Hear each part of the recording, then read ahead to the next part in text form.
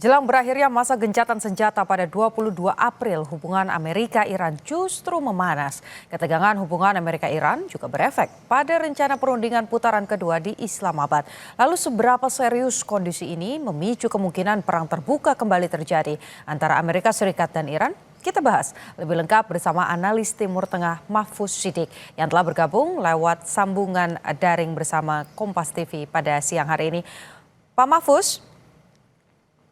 Ya, Mbak Putu, selamat siang. Selamat siang, semoga sehat selalu. Kita minta analisanya. Masa gencatan senjata tinggal 1 hari lagi berakhir pada tanggal 22 besok begitu ya. Tapi kalau kita lihat eskalasinya di Selat Hormuz ini malah semakin ramai, semakin sibuk begitu antara Amerika Serikat, khususnya dari Amerika Serikat ya tindakan-tindakannya terhadap Iran. Anda melihat ini apa yang akan terjadi? Apakah nanti di penghujung gencatan senjata akan muncul negosiasi atau justru malah perang dengan eskalasi yang lebih besar? Ya, ini memang 1,5 hari yang sangat menentukan ya tentang bagaimana kelanjutan dari situasi konflik ini.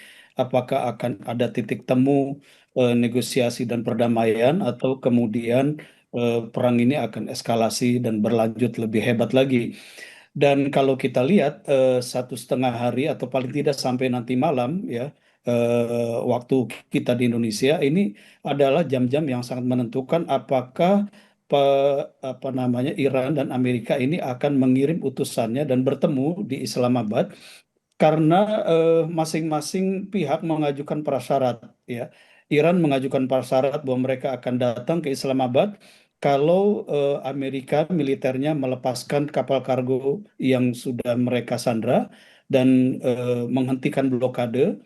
Tetapi pihak Amerika juga mensyaratkan bahwa Iran harus segera membuka kembali Selat Hormuz dan ini adalah tarik-menarik yang rasanya sangat sulit ditemukan solusinya dalam waktu 1/2 hari ini sampai nanti malam.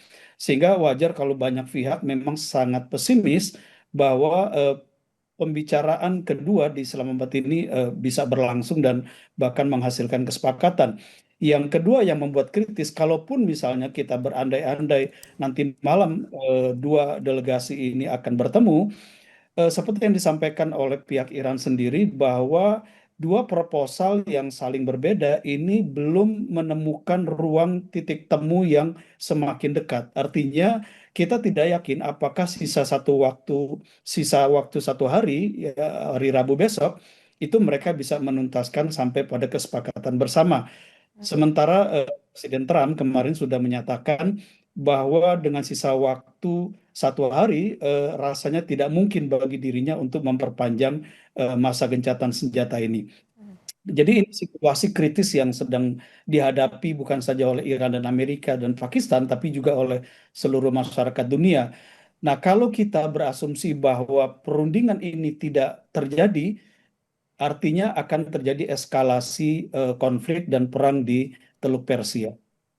Oke, jadi kalau duduk di meja perundingan itu kecil kemungkinannya, apalagi dari pihak Iran juga sudah menyatakan begitu bahwa tidak ada pernyataan dari kami atau kesepakatan dari Iran akan datang ke Pakistan, ke Islamabad. Apa yang mungkin terjadi? Amerika tidak mau gencatan senjata, Iran tidak mau negosiasi. Ini perangnya akan terpusat di Teluk Persia. Ya, banyak analis militer bukan saja di Timur Tengah tapi juga di negara-negara Amerika dan Eropa itu punya keyakinan bahwa masa gencatan senjata baik yang diberlakukan oleh Trump maupun oleh Netanyahu ya sampai tanggal 27 bulan 4 ini itu adalah waktu yang mereka gunakan untuk melakukan persiapan serangan tahap ketiga, Hmm. ya serangan besar-besaran tahap ketiga. Jadi kalaupun misalnya perundingan atau pembicaraan kedua ini tidak berjalan, ini memang sudah masuk dalam skenario yang dirancang sejak awal. Nah, pertanyaannya adalah kalau kemudian Amerika dan Israel secara bersama-sama akan melanjutkan serangan tahap ketiga, kira-kira apa yang akan mereka lakukan? Kemungkinannya ada dua. Yang pertama adalah mereka melakukan serangan darat dengan target menguasai 7 pulau di wilayah pesisir Teluk Persia, yang ini kemudian membuat Amerika bisa mengontrol lalu lintas armada perang dan juga armada sipil di Selat Hormuz.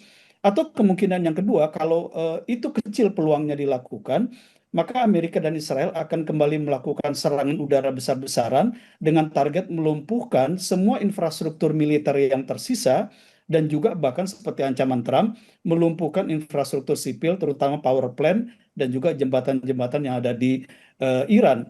Dan kalau itu dilakukan, maka targetnya sederhana saja. Mereka ingin melumpuhkan Iran dari seluruh potensi kekuatan militernya, ekonominya, ya termasuk penguasaan di Selat Hormuz. Dan target lebih jauh adalah Israel kemudian mampu melanjutkan operasi militernya di wilayah yang lain, ya, yaitu Libanon, yang akan dia terus perluas, dan juga sangat mungkin setelah Libanon selesai, dia akan lanjut ke Suriah.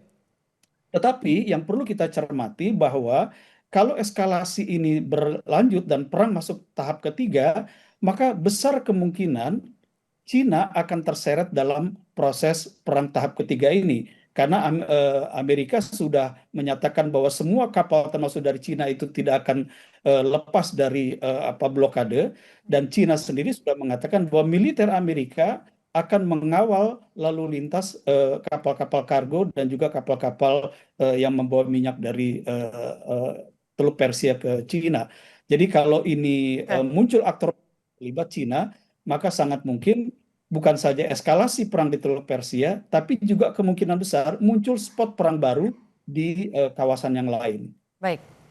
Nah, artinya kan ada beberapa kemungkinan yang bisa terjadi begitu ya. Tapi kalau dari analisa-analisa yang Anda sampaikan dari poin-poin tadi tidak ada yang kemudian nampaknya enak didengar begitu ya. Karena semuanya menuju pada eskalasi yang lebih tinggi. Nah, pertanyaannya adalah dari poin-poin yang kemudian diberikan oleh Amerika Serikat dan juga Iran, mana kira-kira poin yang paling mungkin diterima oleh masing-masing? Kita akan bahas analisanya sesaat lagi usai jeda.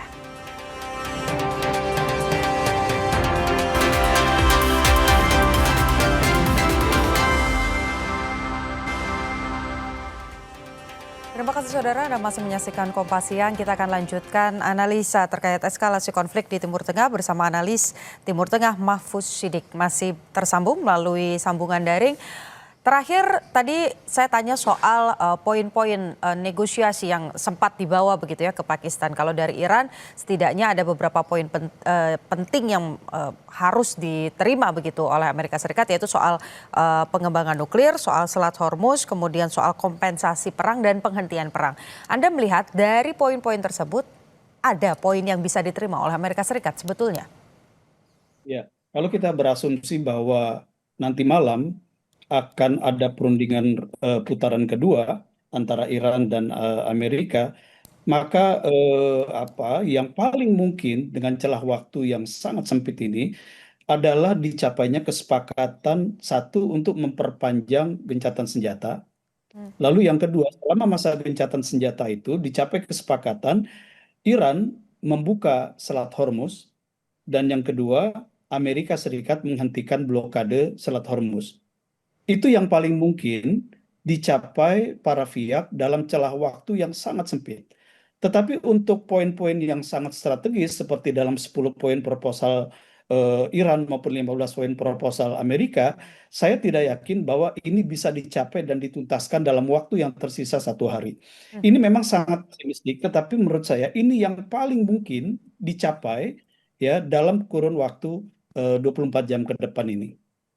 Tapi kalau kita lihat kemarin Iran juga sudah sempat membuka Selat Hormuz, tapi Amerika Serikat tidak mau bergeming, tetap berada membuka blokade di ujung Selat Hormuz. Anda melihatnya mungkin Amerika Serikat ini mau menarik pasukan? Ada beberapa kapal induk yang ditambah loh Pak di Selat Hormuz oleh Amerika Serikat?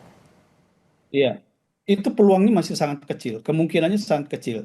Tetapi kalau kemudian misalnya tekanan dari negara-negara Teluk terhadap Amerika ini semakin kuat, lalu kemudian tekanan China kepada Iran juga semakin menguat, ya, untuk kemudian mereka duduk bersama di putaran kedua perundingan ini, maka sangat mungkin karena tekanan-tekanan dari faktor eksternal ini, mereka membuat kesepakatan memperpanjang gencatan senjata.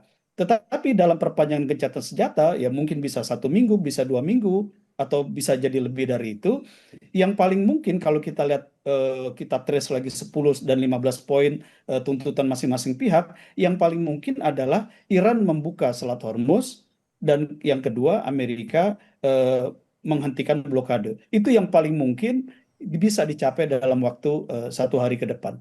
Hmm. Di satu sisi Amerika Serikat dalam hal ini Donald Trump begitu ya, dia punya eskalasinya sendiri kalau mengutip bagaimana pernyataan dari Menteri Energinya adalah negosiator yang kreatif begitu.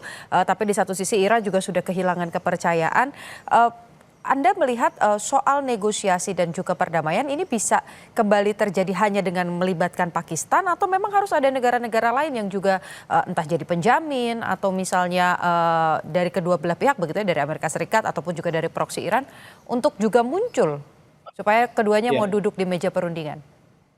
ya. Sebenarnya kalau kita lihat potret besar dari konflik ini dan isu-isu di balik proses negosiasi yang sedang dilakukan, baik itu yang terrefleksi dari tuntutan 10 poin dari Iran maupun 15 poin dari Amerika, sebenarnya kalau kita lihat gambar besarnya dan apa yang ada di balik agenda itu adalah yang pertama, bahwa Iran diinginkan oleh Israel tidak lagi memiliki senjata nuklir, sehingga kemudian Israel pasca perang ini menjadi kekuatan yang dominan secara politik militer di kawasan tersebut. Dan ini diperlukan oleh Israel untuk dia melanjutkan operasi-operasi politik dan militer berikutnya dalam kerangka membangun Israel Raya. Itu yang pertama. Yang kedua, bagi Amerika, ide besarnya atau agenda besarnya adalah sebenarnya dengan konflik di Teluk Persia ini, dia ingin mengunci atau memutus jalur suplai energi ke musuh utama atau musuh terbesar Amerika dalam konteks perang superpower ini, yaitu China. Jadi kalau kita lihat sebenarnya kesepakatan apapun itu pada akhirnya akan dikaitkan dengan apa kepentingan utama Israel untuk menjadi kekuatan paling dominan, dan itu berarti nuklir Iran harus hancur dan tidak boleh ada lagi pengayaan uranium, dan yang kedua dari kepentingan Amerika, Selat Hormuz ini harus ada dalam kendali Amerika bukan lagi kendali Iran, sehingga kemudian jalur suplai energi ke China ini bisa diatur atau dikendalikan oleh Amerika bukan lagi oleh oleh Iran. Nah, kalau kita lihat ini agenda besarnya, maka menurut saya tidak akan mungkin dicapai dalam waktu 1 hari ya sampai besok. Jadi kalau menurut saya lagi-lagi saya akan kembali kepada pandangan yang sangat pesimistik. Kalaupun malam ini mereka berhasil bertemu dan melakukan pembicaraan ronde kedua, yang paling mungkin dicapai adalah perpanjangan gencatan senjata, lalu kesepakatan buka Selat Hormuz dan kemudian menghentikan blokade. Itu yang paling mungkin. Setelah itu mereka akan mengatur kembali rencana-rencana yang lebih besar dalam masa tenggat waktu gencatan senjata lanjutan. Oke, pertanyaannya kalau tadi Israel sudah jelas begitu ya, apa kepentingannya Iran ini harus kemudian ditundukkan karena ada kepentingan dari Israel sendiri untuk membuat Israel Raya. Kalau negara-negara Teluk, apakah sampai dengan hari ini mereka itu lebih condong untuk kemudian menghentikan apa yang dilakukan Amerika Serikat karena kan tentu terganggu begitu ya situasi ekonomi dan lain sebagainya. Atau posisinya negara-negara Teluk ini justru mendukung agar Amerika Serikat dan juga Israel ini full power menundukkan Iran. Ya. Inilah dilema yang sedang dihadapi oleh negara-negara Teluk. Mereka punya dua pilihan. Pilihan yang pertama adalah demi menyelamatkan diri mereka dari ancaman retaliasi Iran yang akan menyerang infrastruktur fisik, infrastruktur sipil di negara-negara Teluk, maka mereka akan mendorong Amerika untuk masuk ke perundingan dan kemudian membuka kembali Selat Hormuz dari blokade militernya. Itu yang akan dilakukan oleh negara-negara Teluk. Tetapi pada sisi lain, mereka juga tidak ingin membiarkan Iran menang dalam tanda petik ya, menang dalam perang ini, lalu terus bisa melanjutkan pengayaan uranium karena itu adalah ancaman jangka panjang bagi negara-negara Teluk. Jadi ini dilema yang sedang dihadapi oleh negara-negara Teluk. Tetapi kalau kita berpikir dari perspektif kepentingan untuk survive kekuasaan mereka, kan akhirnya mereka harus mempertimbangkan bagaimana nasib rakyat mereka ya di setiap negara itu. Dan kalau perspektifnya adalah kepentingan rakyat, maka mereka harus mendorong segera dilakukan perundingan jilid 2 dan kemudian terjadi kesepakatan damai dan bahkan penghentian perang. Karena kalau misalnya Iran mewujudkan ancamannya, maka bukan saja rakyat di negara-negara itu yang terancam, rezim pemerintahan di negara-negara itu juga akan sangat terancam. Mhm. Artinya ada banyak kemungkinan yang mungkin terjadi, tapi kalau melihat waktu yang tersisa 1 hari ini nampaknya sulit begitu ya untuk memenuhi keinginan dan juga menemukan titik tengah begitu dari kedua belah pihak, baik itu Amerika Serikat ataupun juga dari Iran. Kita harapkan tadi gencatan senjata, pembukaan Selat Hormuz setidaknya ini bisa disepakati oleh kedua belah pihak sehingga negara-negara Walaupun kita lain begitu. berharap dan berdoa celah waktu yang sempit ini itu bisa terwujud ada perundingan jilid kedua dan menghasilkan kesepakatan yang positif. Kita tentu saja berharap itu terjadi, Hmm, tetapi kita tetap mengkalkulasi skenario terburuk agar kita dan negara-negara yang lain juga bisa menyiapkan diri, melakukan mitigasi dan antisipasi bagaimana kalau konflik baik. ini eskalasi berlangsung sampai 1 bulan ke depan misalnya. Oke, baik, kita harapkan itu terjadi begitu di Timur Tengah, tapi di satu sisi secara Indonesia sebagai negara begitu dan juga di dalam negeri ini juga punya mitigasi-mitigasi khususnya terkait dengan ketersediaan energi baik itu BBM ataupun juga gas. Terima kasih sudah bergabung bersama Kompas Siang pada hari ini, analis Timur Tengah Baik, Mahfuz Sidik. Sehat selalu, Pak. terima kasih.